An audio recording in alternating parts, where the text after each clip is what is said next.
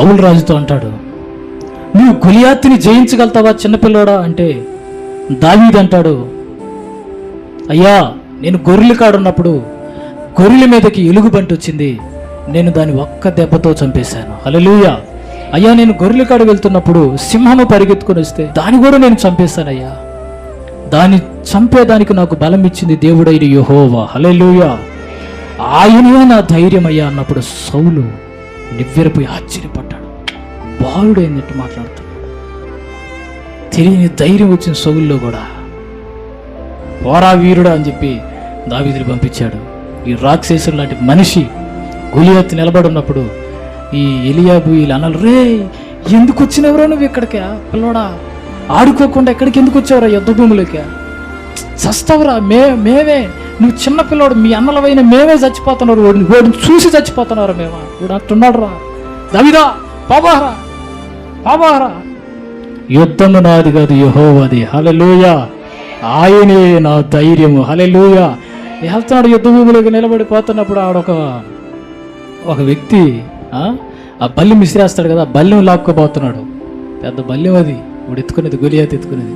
వాడు లాక్కుపోతా ఏమన్నాడు అంటే అక్కడ, నువ్వు సస్తావురా అంటాడు. దేంట్లో సూపర్ బుక్లో. దావీదు భయపడ్డా, పారా యుద్ధం నాది కాదు యెహోవాదే, నా ధైర్యము నా దేవుడైన యెహోవాయే, ఆయన సైన్యములకు అధిపతి యెహోవా, ఆయన అత్యున్నత సింహాసనం మీద ఆశీర్యుడై నన్ను చూస్తున్నాడు. హల్లెలూయా. ఈ యుద్ధానికి పంపించింది కూడా ఆయనే. నా ధైర్యం ఆయన నిలబడి ఏం చేశాడు, ఒడిసెల రై గర్రగర్రని తిప్పి కొట్టాడు. మరి దేవుని బిడ్డలారా, యెహోవా యందు భయము భక్తి కలిగి మనం ఉంటే ఏ క్రూర మృగాలకు కూడా మనం భయపడం. అట్టని చెప్పి సింహం ఏడందరా అని కానీ పోయారు జూ పార్క్కి. జాగ్రత్తగా ఏనండి నాయన, పరమానంద శిష్యులు ఉంటారు మనలో. పాస్టర్ చెప్పే వాక్యాన్ని జాగ్రత్తగా వినరు. సింహం మా పాస్టర్ చెప్పినాడా, సింహానికి క్రూర మృగాలకు కూడా భయపడరు. మీరు యెహోవా యందు భయభక్తులు కదా జూ పార్క్ అని చెప్పి అక్కడ పోయి సింహం పనుకుంటుంది తిరుపతి జూ పార్క్లో. అక్కడ పోయి గేటు తీరా యుద్ధం చేయాలని కానీ దూకేమో ఏమవుతుంది జానివేశ్వరి అన్న, ఆహారం అయిపోతుంది దానికి. అలాంటి తిక్క పనులు చేయకూడదు. క్రూర మృగాలు లాంటి మనుషులు ఉన్నారు, అర్థమవుతుందా? వారికి మనం భయపడం. జాగ్రత్తగా వాక్యాన్ని వినండి. క్రూర మృగాలు లాంటి మనుషులకు మనం భయపడము.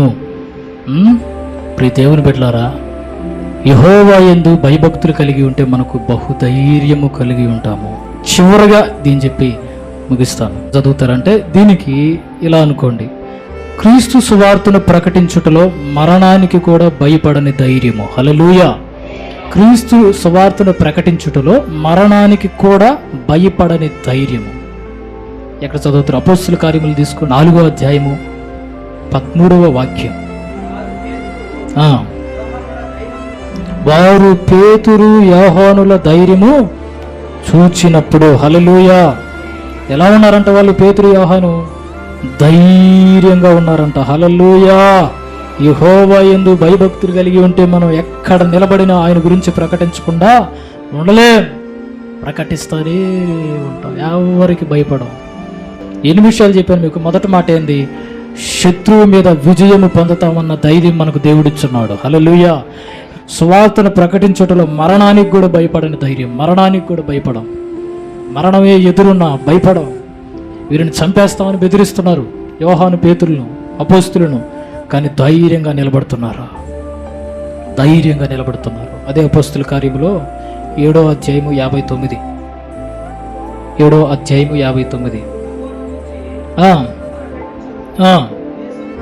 యేసు ప్రభువా నా ఆత్మను చేర్చుకోమని స్టెఫను పలుకుచుండగా వారు అతనిని రాళ్లతో కొట్టిరి. ఇక్కడ స్టెఫను యేసుక్రీస్తుల వారి గురించి ప్రకటిస్తున్నప్పుడు ఆ స్టెఫను ఎదురుగా ఉన్నటువంటి మనుషులు పట్ట పొల్లు కొరికంట కోపంతో స్టెఫన్ని రాళ్ళతో కొట్టి చంపేటువంటి సందర్భం అది. కానీ స్టెఫను భయపడలేదు. బహుధైర్యముతో మోకాళ్ళుంచి తండ్రి వీరిని క్షమించు అని వారి కొరకు ప్రార్థన చేస్తున్నాడు. హల్లెలూయా. ఏం చేస్తున్నాడు తెలియట్లేదు నాయన, వీరిని క్షమించు. ధైర్యంగా అలాగే ఉన్నాడు, మోకరించి ప్రార్థన చేస్తున్నాడు. రాళ్ళుతో కొడుతున్నామని బెదిరిస్తున్నా ధైర్యంగా అక్కడే ఉంటున్నాడు. కారణం యెహోవా యందు భయము భక్తి కలిగిన వ్యక్తి మరణానికి ఎదురుగా నిలబెడతాడు. బిడ్డలారా, హల్లెలూయా. భయపడి పారిపోడు. మన ప్రభు అయిన యేసుక్రీస్తుల వారు కూడా మన కొరకు మరణించేదానికి ఆయన భయపడి పారిపోలేదు. ఎవరు యేసు అని అడిగినప్పుడు యేసయ్య అన్నాడు, నేనే అన్నాడు. నేనే ఆయన తనను తాను అప్పగించుకున్నాడు. మన కొరకు కల్వరి శిలువలో తన శరీరాన్ని బలిగా అర్పించుకున్నాడు. మరణానికి భయపడని దేవుడిని మనం ఆరాధన చేస్తున్నాం. హల్లెలూయా. అందుకే ఆయన అంటాడు, నేను లోకమును జయించి ఉన్నాను, మీరు ధైర్యముగా ఉండండి. హల్లెలూయా. యెహోవా యందు మనం భయభక్తులు కలిగి జీవించాలి. బిడ్డలారా, భయము భక్తి ఉంటే మనం ఆదివారం మాని. అర్థమవుతుందా? భయము భక్తి లేకపోతే పాపలేదులేదే పారం పోదాం అనుకుంటాం. అప్పుడే మనం రోగాలకు భయపడాల్సి వస్తుంది, అప్పులకు భయపడాల్సి వస్తుంది, దెయ్యాలకు భయపడాల్సి వస్తుంది, ప్రతిదానికి భయపడాల్సి వస్తుంది. భయము భక్తున్న వ్యక్తి ప్రతి ప్రార్థనలో కలుసుకుంటారు. నాయనా, నువ్వు ఏర్పాటు చేసిన ప్రార్థన నాయన, ఎంత ఇంపార్టెంట్ పని ఉన్నా మాకు అవసరం లేదు తండ్రి, నీ యందు మేము భయభక్తులు కలిగి ఉన్నావు నాయన, నీ ప్రార్థనలకి మేము హాజరవుతాం తండ్రి. యేసయ్యా అని ప్రార్థనలకు హాజరవుతారు చూసేవా, వారు దేనికి భయపడరు. హల్లెలూయా.